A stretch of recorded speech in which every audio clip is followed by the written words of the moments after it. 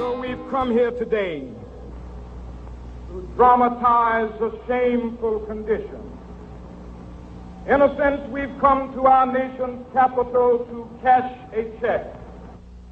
When the architects of our republic wrote the magnificent words of the Constitution and the Declaration of Independence, they were signing a promissory note.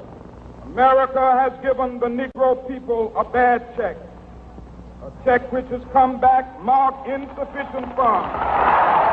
We refuse to believe that there are insufficient funds in the great vaults of opportunity of this nation. So we've come to cash this check, a check that will give us upon demand the riches of freedom and the security of justice. There are those who are asking the devotees of civil rights, when will you be satisfied? We can never be satisfied as long as the Negro is the victim of the unspeakable horrors of police brutality.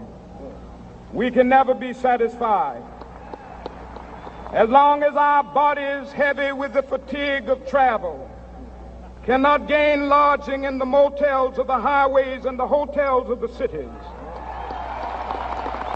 We can never be satisfied as long as our children are stripped of their selfhood and robbed of their dignity by signs stating for whites only.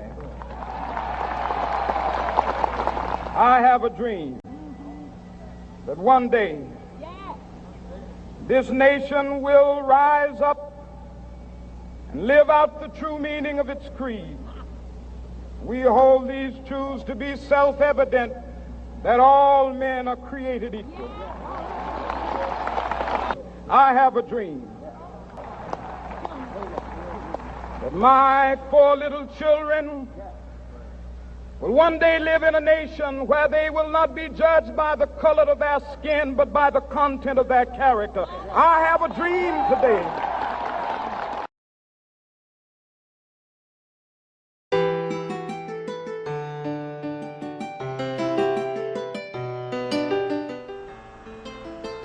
Step off the limb. That's one small step for man, one giant leap for mankind.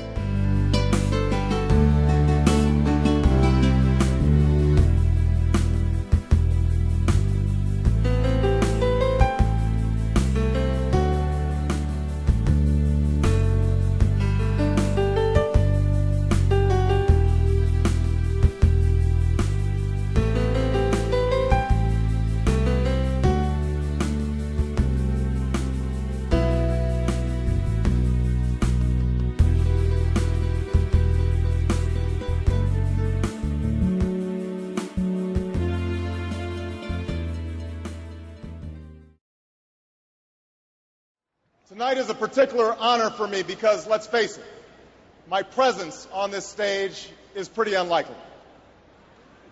My father was a foreign student, born and raised in a small village in Kenya. Through hard work and perseverance, my father got a scholarship to study in a magical place, America, that shone as a beacon of freedom and opportunity to so many who had come before. While studying here, my father met my mother. She was born in a town on the other side of the world, in Kansas. Her father worked on oil rigs and farms through most of the Depression. The day after Pearl Harbor, my grandfather signed up for duty, joined Patton's army, marched across Europe. Back home, my grandmother raised a baby and went to work on a bomber assembly line. My parents shared not only an improbable love, they shared an abiding faith in the possibilities of this nation. They would give me an African name, Barak, or Blessed, believing that in a tolerant America, your name is no barrier to success. Knowing that my story is part of the larger American story, that I owe a debt to all of those who came before me, and that in no other country on earth is my story even possible. Tonight, we gather to affirm the greatness of our nation. Not because of the height of our skyscrapers, or the power of our military, or the size of our economy. Our pride is based on a very simple premise, summed up in a declaration made over 200 years ago. We hold these truths to be self-evident, that all men are created equal. Now, don't get me wrong. The people I meet in small towns and big cities, in diners and office parks, they don't expect government to solve all their problems. They know they have to work hard to get ahead, and they want to. When we send our young men and women into harm's way, we have a solemn obligation not to fudge the numbers or shade the truth about why they are going, to care for their families while they're gone, to tend to the soldiers upon their return, and to never, ever go to war without enough troops to win the war, secure the peace, and earn the respect of the world. One American family. E pluribus unum, out of many, one. Now, even as we speak, there are those who are preparing to divide us. The spin masters, the negative ad peddlers, who embrace the politics of anything goes. Well, I say to them tonight, there is not a liberal America and a conservative America. There is the United States of America.